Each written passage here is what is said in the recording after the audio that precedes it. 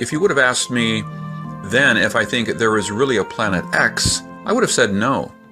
But if you ask me now, my answer will be yes. I believe there is a Nibiru in our solar system. Let me show you why. Originally, I didn't see how a huge planet, 4 times the size of Jupiter, can exist in our solar system without us knowing. But that is before I learned about N.W.O. Before I did extensive research on ancient prophecies, which, believe it or not, collaborated somehow. Let me put it this way. You may not recognize Nibiru when it comes, and the visit may be different from what you expected, but believe me, there is a Nibiru out there in our solar system. For people who are new to this Planet X Nibiru theory, let me give you a quick tour. According to the ancient Sumerians, the 10th planet Nibiru is on a highly elliptic 3,600-year orbit. It is called the Destroyer Planet, as when it comes, it will bring destruction and possibly the Doomsday. Wait, if Doomsday comes every 3,600 years, how come we're still here? Think about it this way. Many comets pass by our sun regularly. How many of them hit planets? The last and only one I remember was the Shoemaker-Levy 9 hitting Jupiter in July 1994. So maybe Nibiru's last flyby was harmless last time. But we may not be likely so lucky next time? Before jumping to any conclusions we cannot sustain, let me bring you another popular Nibiru theory. The planet Nibiru of Nemesis. Nemesis is supposedly our sun's brown dwarf twin. The theory was first introduced in 1984, largely based on the Earth's mass extension 26 million year cycle. An evil twin 1.5 light years away, hidden beyond the Oort cloud, would be a perfect suspect. If Nibiru is a planet of Nemesis, it could explain how its occupants survived 3,600 years without a sun. Nemesis is Nibiru's travel companion and its portable generator. When the theory was introduced in 1984, it made great sense, and at that time, scientists believed that most stars are binary. Obviously, our sun should not be an exception. However, scientists have determined that mass extinction happens more like every 50 million years. And 2 mass astronomical surveys, which ran from 1997 to 2001, failed to detect any brown dwarf in our solar system. While in 2011, NASA's David Morrison, who specializes in near-Earth objects, concluded that even with infrared telescopes able to detect brown dwarfs as far away as 10 light years, failed to find Nemesis. It is most likely that Nemesis does not exist. Of course, that is if you believe in what NASA tells you. However, not finding any proof of Nibiru nor Nemesis does not mean they do not exist. Plus, how do you know if you were told the truth? What do you think the government should do if they think the world will end tomorrow? Obviously, telling you will not be on the top of the list. They will build a bunker and plan shelters for people that may survive the doomsday Earth. And to avoid chaos, it is wise not to share the doomsday news with anyone.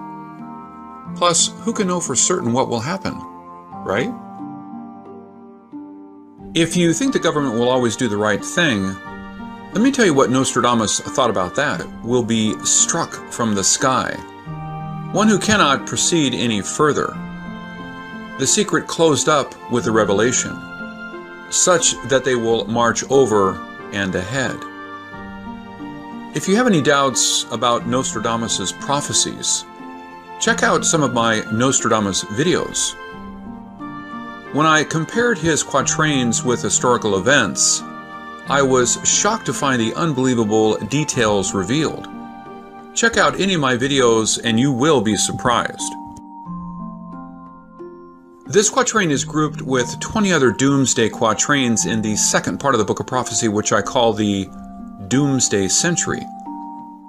This quatrain seems to indicate that our government would get warnings from the sky. which can be divine, are from aliens. The message warns us, do not proceed.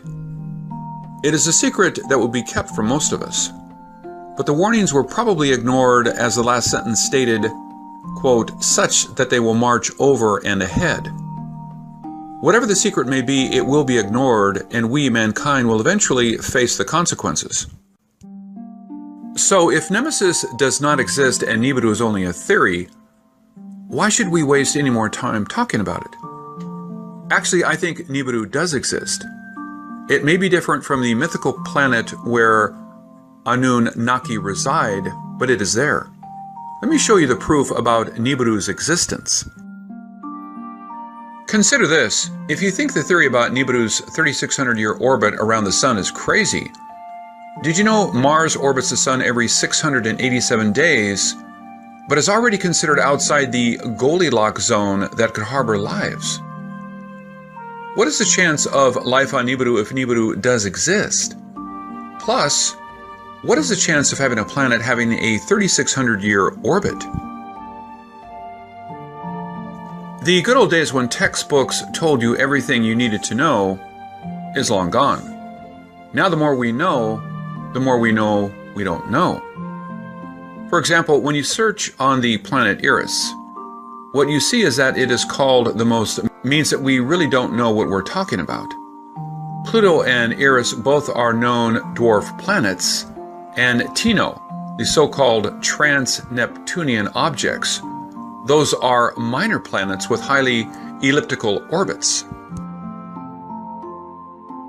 And if you search Wikipedia for trans-Neptunian object, a session called Putative Trans-Neptunian Objects of Planetary Size will jump out at you. It states, the existence of trans-Neptunian rock ice bodies of planetary size, ranging from less than Earth mass up to a brown dwarf, has been often postulated. For different theoretical reasons to explain several observed or speculated features of the Kuiper Belt or the Oort cloud. It was recently proposed to use ranging data from the New Horizons spacecraft to constrain the position of such a hypothesized body. Putative means generally considered or reputed to be. Doesn't this sound like an endorsement from Wikipedia? I guess Nibiru is not all BS after all. Another reason I believe planet Nibiru is real is based on what scientists found in 2003. Sedna is a red dwarf planet 86 astronomical units away from the Sun, which is about 3 times as far as Neptune. Its discovery helped push poor Pluto off the planetary lineup. But what is important to know is its crazy orbit. Its aphelion, which is the closest distance from the Sun, is 76 AU, but its perihelion is 936 AU, and it takes 11,400 years to complete an orbit. During its 11,400-year journey around the Sun, we can only get a glance when it is near us. So, can you imagine how many more planets we have not seen? Can you imagine how big the others may be? Sedna's discovery proves Nibiru is not a myth. And then we found in 2014 FE72.